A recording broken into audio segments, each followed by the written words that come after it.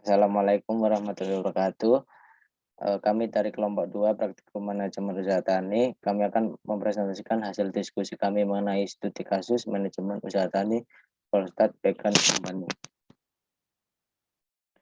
Anggota kelompok 2 yang pertama adalah Raisa Ramadhani dengan NIM akhir 018, yang kedua adalah Maliha Najma Farhani dengan NIM akhir 020, yang ketiga adalah saya sendiri Ambrizal Khairullah dengan NIM akhir 123, yang keempat Namira Farhana Al-Syahrani dengan NIM akhir 128, yang kelima Brilian Setia Rindi Cantika dengan NIM akhir 085, dan yang terakhir Muhammad Ardiansyah Tasyo dengan NIM akhir 042. Untuk soal yang pertama, jika Voltat memutuskan untuk menambah peralatan pengolahan outlet, apa yang bisa digunakan Voltat untuk memasarkan produknya?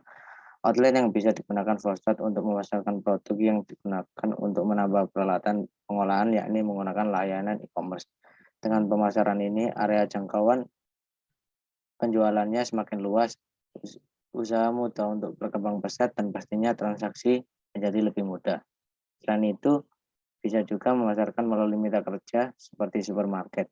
Mitra kerja seperti itu memiliki kelengkapan barang yang dibutuhkan masyarakat, sehingga masyarakat akan melihat produk yang kita jual juga. Produk yang dijual melalui supermarket biasanya memiliki harga jual tinggi, namun harus diperhatikan juga kemasan dan kualitasnya. Itu nomor 2, sebutkan 2 kemungkinan jenis organisasi bisnis yang sesuai untuk Volkswagen Beacon Company. Berikan 2 keuntungan dan 2 kerugian untuk setiap jenis organisasi. Yang pertama adalah CV campuran.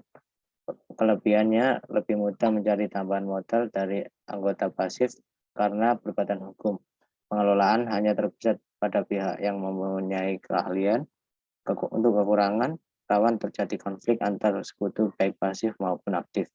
Sekutu aktif memiliki tanggung jawab yang banyak karena sekutu atau pengusaha pasif hanya memberikan suntikan dana modal tanpa ikut mengelola usaha. Yang kedua adalah perorangan.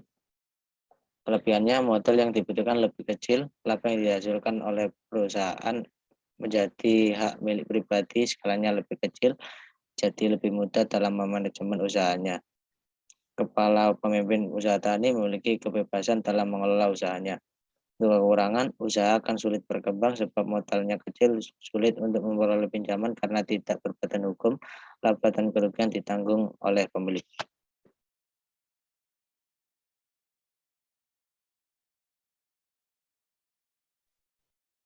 Yang selanjutnya, nomor 3, salah satu pertimbangan terpenting yang harus dilakukan oleh petani kemiri adalah keputusan untuk mengganti pohon kemiri asli dengan varietas pohon yang lebih baik.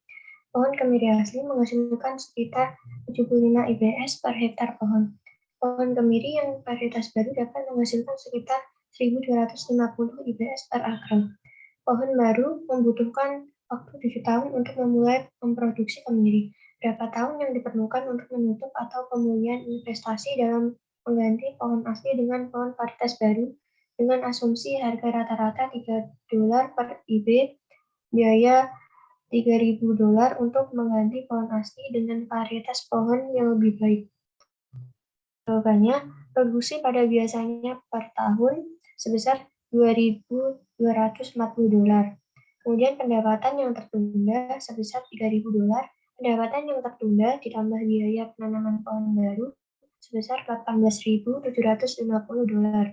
Setelah 7 tahun dan baru panen, pendapatan per tahun menjadi $3.750. Waktu yang diperlukan untuk menutupi pendapatan yang tertunda, biaya pohon baru dan investasi sebesar 5 tahun. Kemudian yang nomor 4, bagian dari membangun bisnis yang sukses adalah mengumpulkan tim spesialis untuk memberikan pengetahuan dan saran ahli untuk membuat keputusan terbaik. Sebutkan 4 spesialis yang harus dimiliki Brian dan Brianna dalam tim produksi dan manajemen mereka. Yang pertama, Human Resource Development. Yang kedua, tim manajemen pemasaran. Yang ketiga, administrasi. Yang keempat, agronomi.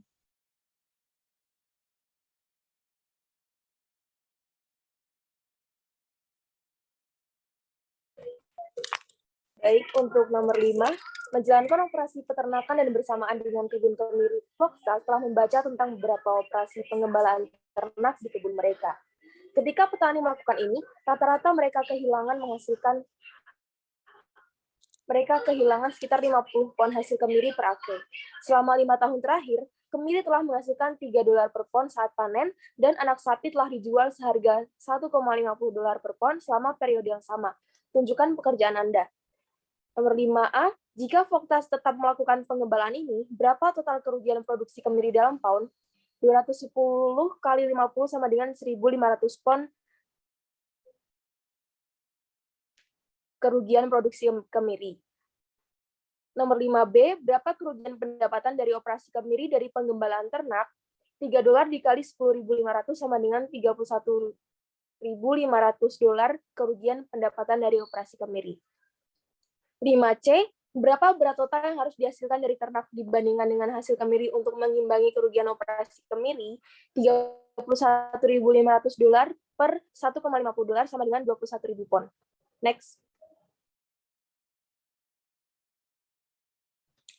Nomor 5D, jika Foxa dapat mengembalakan 1 ekor sapi per hektar dalam area pohon kemiri, berapa pound yang harus diperoleh setiap ekor saat digembalakan?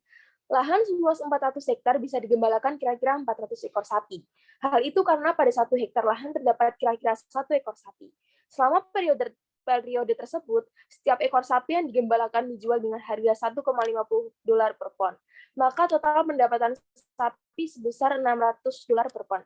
Hasil tersebut didapatkan dengan cara mengalihkan harga jual sapi dengan total keseluruhan jumlah sapi. 5E, apa keuntungan mengembalakan sapi dibandingkan kemiri? Keuntungan yang diperoleh dari menggembala sapi lebih banyak. Sapi merupakan salah satu hewan yang memiliki manfaat yang sangat banyak bagi para manusia. Harga jual sapi sangatlah mahal, sama halnya dengan daging sapi yang harganya juga sangat mahal. Dan daging sapi ini sendiri dapat diolah ke dalam berbagai macam masakan, sehingga sapi ini memiliki nilai jual yang lebih tinggi. 5F, apa kerugian mengembalakan sapi dibandingkan kemiri? Kerugian mengembalakan sapi dibandingkan kemiri yaitu proses perawatan yang sulit dan biaya produksi yang cukup tinggi. Next. Sebutkan 5 badan pengatur potensial yang dapat berinteraksi dengan produsen kemiri saat melakukan bisnis. Saat melakukan bisnis, produsen kemiri dapat berinteraksi dengan 5 badan pengatur potensial seperti yang pertama ada lembaga keuangan seperti bank atau non-bank, lalu yang kedua ada pemerintah, yang ketiga yaitu tenaga kerja, yang keempat konsultan, dan yang kelima pemasaran.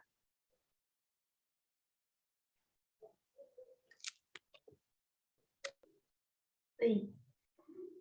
Kemudian, jika Foxa ingin meningkatkan margin keuntungan mereka, perusahaan dapat menambahkan kemampuan pemrosesan untuk operasi mereka.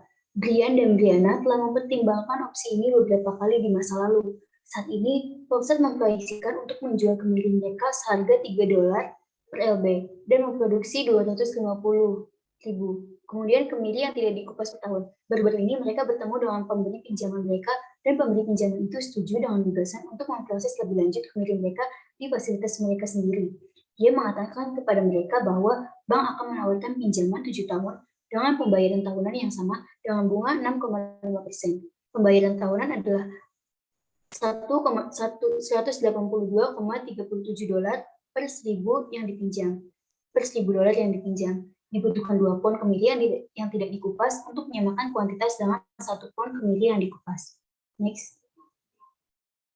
Nah, pertanyaannya, langkah awal dalam mengevaluasi perubahan dalam operasi dapat menentukan informasi di atas untuk menghitung pendapatan yang diproyeksikan. Kemudian, berapa proyeksi pendapatan kemiri mereka? Proyeksi pendapatan kemiri tanpa kupas, yaitu ditemukan dengan harga setiap produk dikali perkiraan penjualan, yaitu $3 dikali 250.000, sama dengan $750. Kemudian proyeksi pendapatan kemiri kupas, yaitu totalnya $375.000. Kemudian jumlah pendapatan 750.000 ditambah 375.000 sama dengan $1.125.000. Nah, berapa total biaya langsung per hektar? Biaya langsung meliputi biaya material, biaya upah, dan biaya peralatan. Jadi total biaya langsung yang dikeluarkan per hektar adalah $1.391,33. Kemudian berapa total biaya overhead per hektar? Biaya overhead per hektar adalah $434,27. Next. Nah, berapa total biaya per hektar? Total biaya langsung ditambah total biaya overhead per hektar, yaitu totalnya $1.825,60. Kemudian berapa total biaya untuk perkebunan? Itu total biaya per hektar dikali 210, yaitu $382.376. Berapa penghasilan bersih untuk kebun? Itu proyeksi pendapatan dikurangi total biaya, sama dengan $741,624,624. Next. Untuk yang selanjutnya nomor 8, Brian dan Briana berpikir jika mereka akan melakukan investasi dalam peralatan pemrosesan, mereka akan dapat menjual kacang pekan kupas mereka seharga $10. Berapa pendapatan marginal per pon kacang pekan kupas yang akan diterima pertanian jika mereka menambahkan kapasitas pemrosesan? Dibutuhkan 2 pon pekan yang tidak dikupas sama dengan 1 pon pekan yang dikupas. 250 pon pekan tidak dikupas, 125.000 pon pekan dikupas. Harga awal $3. Pendapatan awal pekan kupas yakni 125.000 dikali $3, hasilnya $375.000. Dengan hasil harga akhir $10, pendapatan akhir kemiri kupas 125.000 kali $10, yakni $1.250.000. Marginal revenue-nya 1.250.000 dikurangi 375.000 dibagi 125.000. Untuk hasilnya, untuk marginal revenue 875.000 dibagi 125.000, hasilnya 7. Yang nomor 9, mereka berpikir bahwa margin biaya variabel tambahan untuk operasi tenaga kerja dan operasi mesin akan menjadi $1,70 per pon pekan kacang pekan yang dikupas. Jika pertanian berjalan ke arah ini, Volstad percaya bahwa mereka harus mendapatkan tambahan $1,5 per pon kacang pekan yang dikupas untuk resiko mereka dan menambah tenaga kerja di pihak mereka. Berapa banyak pendapatan marginal yang dapat disumbangkan untuk membayar biaya tetap? Pendapatan awal 125.000 dikali $1,5 sama dengan $187.500. Untuk pendapatan akhir $125.000 dikali $1,70 dan hasilnya $212.500. Untuk marginal revenue-nya 212.500 dikurangi $187.000 dibagi $125.000, hasilnya 0,2. Untuk nomor 10, berapa banyak uang tunai yang harus disumbangkan Volkswagen setiap tahun untuk biaya tetap? Dari data yang ada, untuk fixed cost ini, pajak real estate-nya $15,3, asuransi pertanian $69,29, biaya untuk profesional $5,95, penyusutan mesin sebanyak $324,63, depresiasi bangunan sebanyak $5,89, dan biaya lain sebanyak $13,48. Maka dari itu totalnya yaitu $434,27. Kemudian yang nomor 11 adalah banyak utang yang dapat didukung oleh Volkswagen dengan pendapatan ini. Pokok pinjaman per bulan sebesar $2,171, bunga yang diperoleh per tahunnya sebesar $280,5. Bunga per bulan sama dengan $3,33. Jadi total angsuran yang ditanggung Volkswagen adalah $5,501. Yang selanjutnya adalah faktor resiko yang harus dipertimbangkan oleh Volkswagen jika mereka melakukan ini. Yang pertama adalah dapat terjadi gagal panen, kemudian pesaing yang jumlahnya bertambah, persentase penjualan yang akan naik turun, kemudian profit yang didapat tidak stabil.